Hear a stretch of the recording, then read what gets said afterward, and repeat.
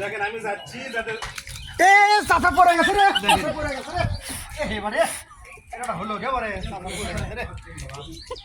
এই হাল যদি মানুষের হয় আমি কেমন আছে রাস্তায় রে এদিকে আপনাকে বাড়ির রাস্তা এ বাবা রাস্তায় নাই বাবা। এর আগে মেলা ইউনিয়নের চেয়ারম্যান গেল, হ্যাঁ ওই যে খালেক চেয়ারম্যান গেল কলেজে করে দেবো।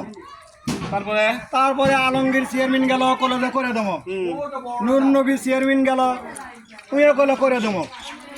এই 3 চেয়ারম্যান পার হয়ে গেল বাবা, তাও কেউ করে দিল না। সগলি গেলে দিচ্ছেই সগলি খালি দিতেছে। এবার এখন আমাদের এক ফারুক চেয়ারম্যান হচ্ছে।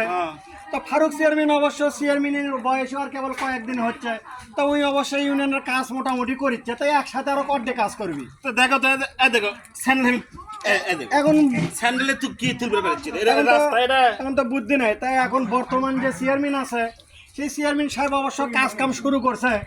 তা ওই মুড়োতে করছে, ওই সাইড দিয়ে করছে, ওই মুড়ো করছে।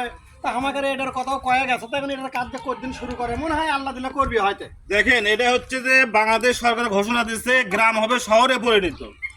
আমাদের এই গ্রাম শহরের অবস্থা দেখেন।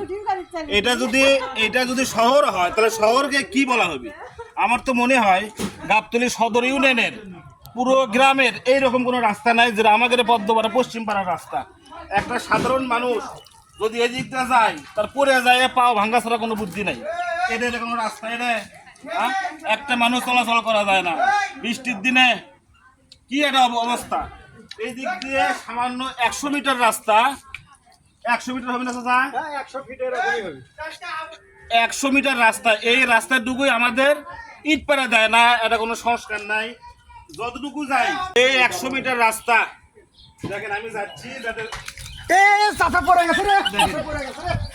এবারে এটা হলো এবারে চাচা পড়ে গেছে রে। এই হাল যদি মানুষের হয় আমি কথা বলতে বলতে পড়ে গেলাম, অল্প জন্য পাটা ভাঙল না।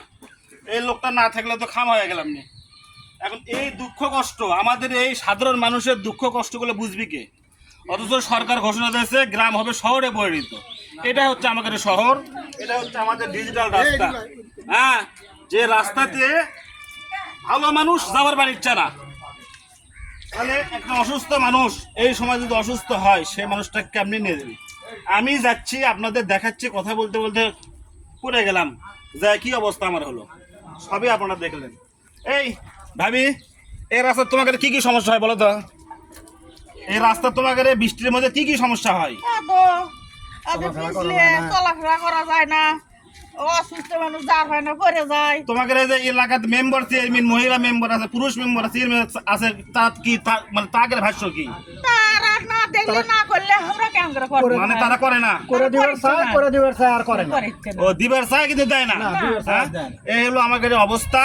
মানে এটা হচ্ছে চাটি দিয়ে বর্গি বিয়ে লাগানো, যে বাবা তুই বর্গিটা বিয়ে এবারে 5টা বাচ্চা হয়, ওর পরে তো এই দেবো বর্গি বিয়ে না হয়ে গেল কাম সারা। ঠিক সেই রকমই তাই ভোটের আগে আপনি করে বিল্ডিং করে দেবো, এই দেবো ও দেবো, রাস্তা করে দেবো।